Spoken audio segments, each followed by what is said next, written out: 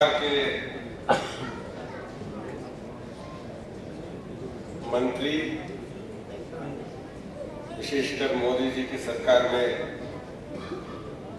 मंत्री और तेलंगाना के इंचार्ज मिनिस्टर के नाते घोषित मान्यवर श्री हंसराज आहिर जी, भारतीय जनता पार्टी के तेलंगाना प्रदेश के अध्यक्ष मान्यवर श्री किशन रेड्डी जी,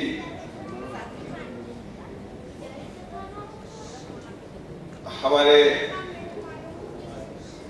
पक्ष के नेता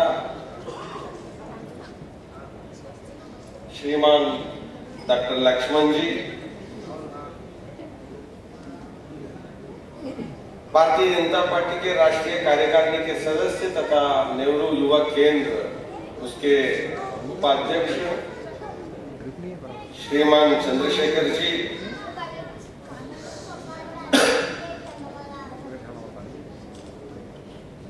हमारे पक्ष के उपनेता मान्यवर श्री प्रभाकर जी और विधायक श्रीमान राजा सिंह जी,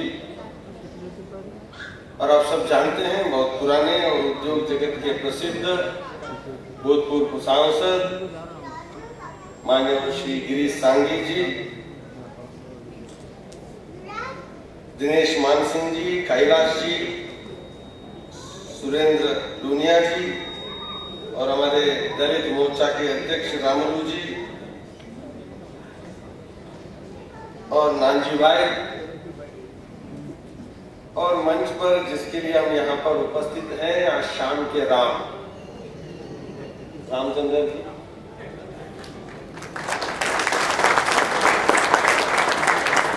अपना शाम जो है आज राम के लिए समर्पित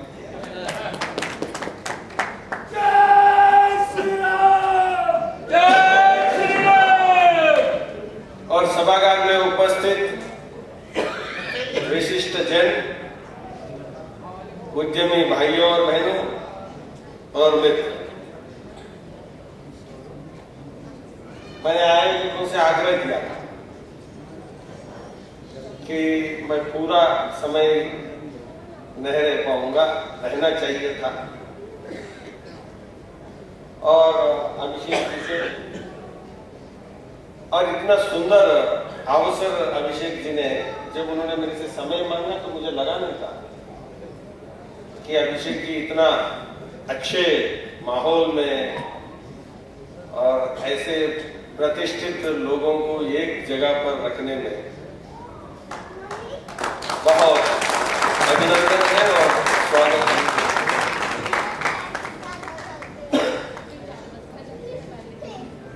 वैसे ये तो अभिनंदन के जो कार्यक्रम है उसमें बहुत लोग बोलते हैं और बोलना भी होता है और बहुत सारे लोग सम्मान करने के लिए आए हैं, इसलिए भाषण और उपन्यास और इस प्रकार के कार्यक्रम लंबे लंबे भाषण का मौका नहीं है, अवसर नहीं है। मैं बहुत मित्रों को यहाँ जानता हूँ पहले से। रामचंद्र जी को मैं बहुत वर्षों से जानता हूँ। उस्मानिया में जब पढ़ते तो हम साथ ही रहे। हम तो कभी कभी लड़ने वालों में आते हैं और वो हमेशा लड़ते हैं। आपको लग रहा होगा क्या लड़ाई लड़ते हैं, वो अपने जीवन में अधिकांश समय चुनावों में लड़ते रहते हैं। हम हमेशा इस प्रकार से नहीं लड़े जैसे रामचंद्र जी लड़े। ये छात्र जीवन में भी कई चुनाव लड़े और कई चुनाव जीते भी हैं। कभी कभी चुनाव जीतना नहीं है, पहले लड़ाई करके देखना है, तो वो भी लड़ते हैं। तो रामचंद्र जी को हम आगे रखते हैं। तो छात्र जीवन में भी वो लड़ाई लड़ते रहे और उसके बाद वो वकील बने तो हमें लगा कि भाई वो केवल क्रिमिनल्स का एडवोकेट है, क्रिमिनल्स का नहीं लेकिन क्रिमिनल एडवोकेट है।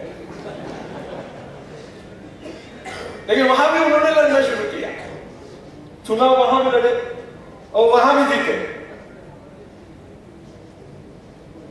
थोड़ा सा कमी रह गई थी 6 साल पीछे हो गए। अब इस बार पूरी ताकत लगा दिया, लेकिन उनको अंदर घुसने से रोक नहीं पाए, जीत के वो अंदर। और मैं कहूंगा कि इस बार 1+1 हो गया। आप लोगों को लग रहा होगा कि 1+1 क्या है। हमारे लक्ष्मण जी एमएलए बने तो उसके बाद 5 लोग मिलकर के उनको नेता बनाए। रामचंद्र जी चुनाव जीते तो 1+1 वो एमएलसी भी बन गए और नेता भी बन गए, क्योंकि हमारा विधान परिषद में एक ही है, इसलिए हम लोग कोई है ही नहीं चुनाव फिर वहां पर नेता बनाने के लिए, तो वो स्वयं नेता है। आप जानते हैं कि भारतीय जनता पार्टी एक ऐसी पार्टी है जो 1 या 2 से शुरू करती है और 283 तक पहुंचती है। तो जो मुझे पूरा विश्वास है रामचंद्र जी का जो पायर है वो बहुत ही अच्छा है। वहां 1 से शुरू किया और आगे दिन आप देखेंगे तो बीजेपी के लिए अच्छा है और टीआरएस के लिए खतरा है।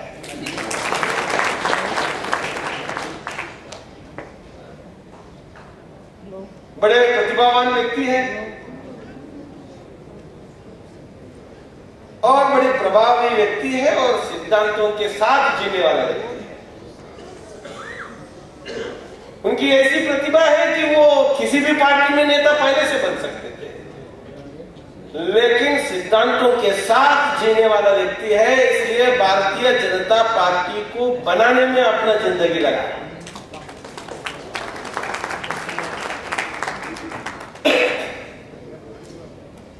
मैं जानता हूं कि यहाँ पर बहुत स्वागत के कार्यक्रम है, इसलिए मैं राजनीतिक भाषण का अवसर नहीं मानता हूं, लेकिन राजनीतिक व्यक्ति को राजनीतिक भाषण ना देने के लिए कहे तो कोई अच्छा नहीं होता। ऐसे है कि आप सब लोग जानते हैं कि साबुन बनाने वालों को अपना साबुन अच्छा है बताते रहते हैं, मौका मिलते ही बताते हैं।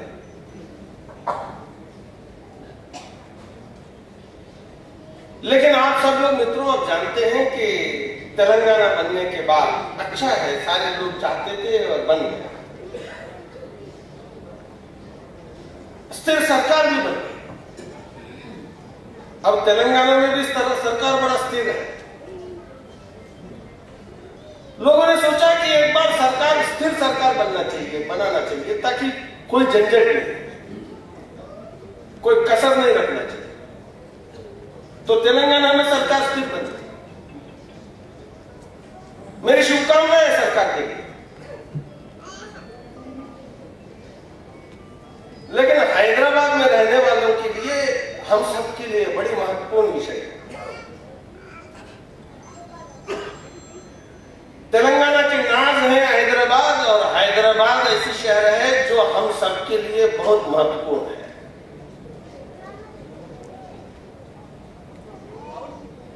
हैदराबाद में अगर असुरक्षा की माहौल हो तो फिर तेलंगाना के लिए अच्छा नहीं है। यहां बैठे हुए लोग सब तेलुगु बोलने वाले नहीं है, लेकिन सबने सोचा कि तेलंगाना बन जाए तो फिर हैदराबाद भी ठीक रहेगा। लेकिन सरकार जो बनाने वाले हैं वो अभी लगता है कि उनको पैसा चाहिए, निवेश चाहिए। वो माइक्रोसॉफ्ट से मांगते हैं निवेश आ जाए, आईबीएम से मांगते हैं कि जरा निवेश लाओ लगाओ, लेकिन अपने साथी और अपने पड़ोसी जो निवेश करता हुआ आया है उनको सुरक्षा के मुहैया नहीं करा पाते हैं, उनके साथ भेदभाव करते हैं। ये नहीं चलेगा। कई वर्षों से हैदराबाद पूरे भारत में और पूरे दक्षिण में महत्वपूर्ण शहर रहा है और संपूर्ण दक्षिण भारत के विकास के लिए हैदराबाद बड़ी बहुत भूमिका निभाता है। और आप सबके बदौलत हैदराबाद आज पूरी दुनिया के लिए दवाई बनाने वाला शहर है। स्वामी जी बैठे हैं, अहमदाबाद में दवाई बनाती है, लेकिन हैदराबाद में जहाँ दवाई बनाते हैं, हैदराबाद में दवाई बने सस्ते दामों पर, सस्ते कीमतों पर दवाइयां बने, इसके लिए अफ्रीका में प्रदर्शन करते हैं, बनने देना चाहिए, बनाने देना चाहिए। क्योंकि हमारे बनाए हुए सस्ते जो दवाई है, जेनेरिक ड्रग्स, वो पूरी दुनिया के लिए चाहिए और उसका केंद्र है और उसको बचाना होगा। पूरे देश में जो रक्षा सामग्री बनाने वालों में इलेक्ट्रॉनिक डिफेंस प्रोडक्शन सबसे ज्यादा हैदराबाद से होता है, हैदराबाद और बेंगलुरु। बचाना चाहिए उसको। हॉलीवुड से हम सामना करते हैं film industry, Telugu film industry की कोई मुकाबला नहीं है देश में, विश्व में। 40 दिनों के अंदर एक फिल्म बना देते हैं।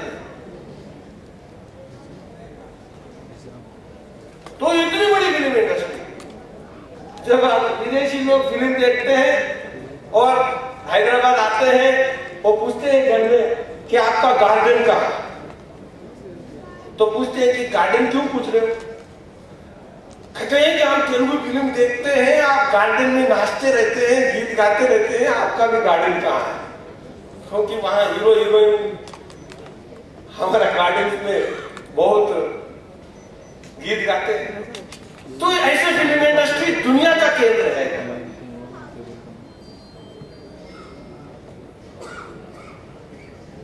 केमिकल्स के लिए, ड्रग्स के लिए, इलेक्ट्रॉनिक प्रोडक्शन के लिए, आईटी के लिए, यह सब किसके कारण से बना है? यह सब बना है पूरे देश के जो महत्वपूर्ण निवेशक है, जो हैदराबाद को चुनने के कारण से हैदराबाद महत्वपूर्ण शहर बना है। अब रामचंद्र राव जी के ऊपर जिम्मेवारी है इस हैदराबादियत को बचाना है। हैदराबाद में कोई असुरक्षित न रहे, कोई निवेशक ऐसा न रहे कि हैदराबाद में खतरा है। हैदराबाद को बचाना यह तेलंगाना का हित में है। संपन्न हैदराबाद और संपन्न तेलंगाना के लिए एक नींव है। तो इसलिए भारतीय जनता पार्टी ने हमारे विधानसभा में भगवान की दया दे दी, हमें कम जिताया, लेकिन 5 लोगों को जिताया। बड़ा 5 का बड़ा महत्व है देश में। पंच प्यारे, पंच पांडव, तो 5 रहने के बाद फिर धर्म युद्ध में फिर 5 की नेतृत्व में जीत होने आ गई।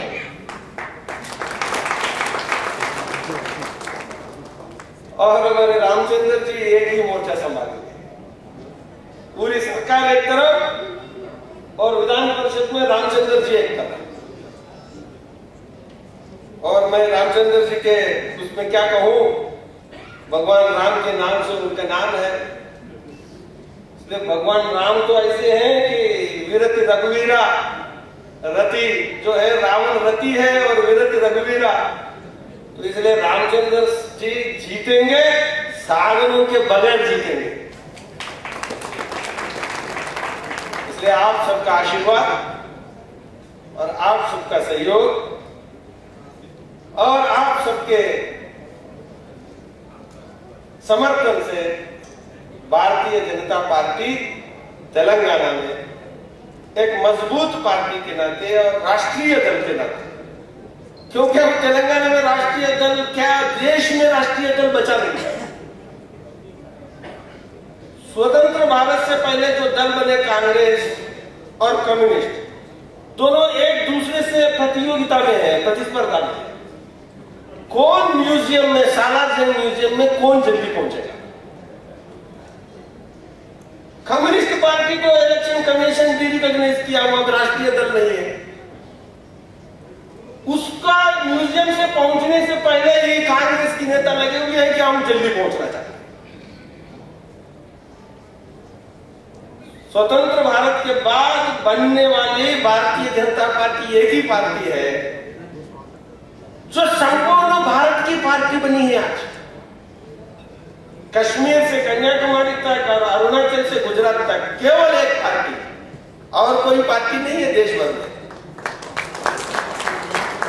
आप सबकी पार्टी, हम सबकी पार्टी, देश के लोगों की पार्टी, एक जात की पार्टी नहीं है, एक पंथ की पार्टी नहीं है, सभी भारतीयों की पार्टी भारतीय जनता पार्टी। 125 करोड़ भारतीयों की पार्टी आज देश में अगर कोई राष्ट्रीय दल है वो भाजपा है।